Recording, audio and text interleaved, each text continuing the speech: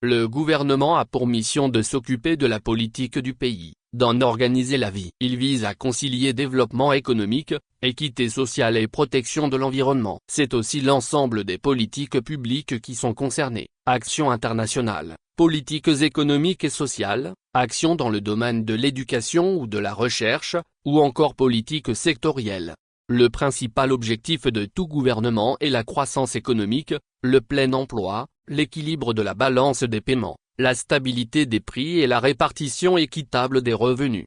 Paradoxalement au Togo, les citoyens ont du mal à identifier les missions et objectifs de leur gouvernement. Les faits sont assez parlants dans plusieurs secteurs. Yango, l'opérateur des services de transport de personnes qui pratiquent les meilleurs tarifs au Togo, est interdit d'activité sur toute l'étendue du territoire national selon un communiqué publié le jeudi 17 octobre 2024. Le gouvernement togolais, à travers le ministère des Transports routiers et ferroviaires, a déclaré illicites les activités de la société qui emploie au moins 700 Togolais comme chauffeurs. Le gouvernement togolais reproche à l'entreprise néerlandaise présente dans plusieurs pays africains une violation de toutes les procédures et autorisations administratives requises. Ces manquements représentent des risques significatifs pour notre pays, notamment, le risque sécuritaire pour les usagers en absence de contrôle adéquat. Pour un gouvernement qui se gargarise de l'amélioration du climat des affaires, qu'est-ce qui l'empêche d'accompagner la société à remplir les conditions administratives nécessaires afin de sauvegarder les emplois pour le bonheur de sa population?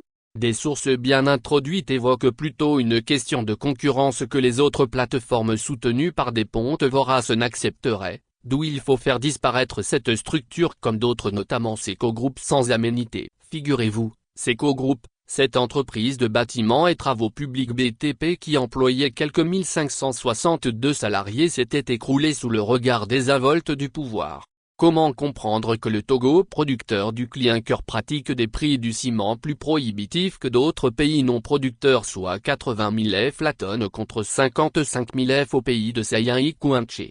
Sur quel marché le Togo fait-il ses approvisionnements en gaz butane pour que la bonbonne de 12,5 kg soit vendue à 9 875 F contre 3 750 F au Niger? Le Niger, n'ayant pas de port, se charge pourtant à partir de Lomé. Comment comprendre que pour les mêmes trajets, le billet d'avion coûte plus cher au Togo qu'ailleurs? Qu'est-ce que le peuple togolais a fait pour subir une telle guillotine? À y regarder de près, c'est juste que les gouvernants, au lieu d'être au service de la population pour faire son bonheur, se soient transformés en femmes et hommes d'affaires. Ayant des intérêts partout au milieu des délits d'initiés, ceux qui incarnent le pouvoir, en de vrais commerçants véreux, plongent plutôt la population dans la gêne.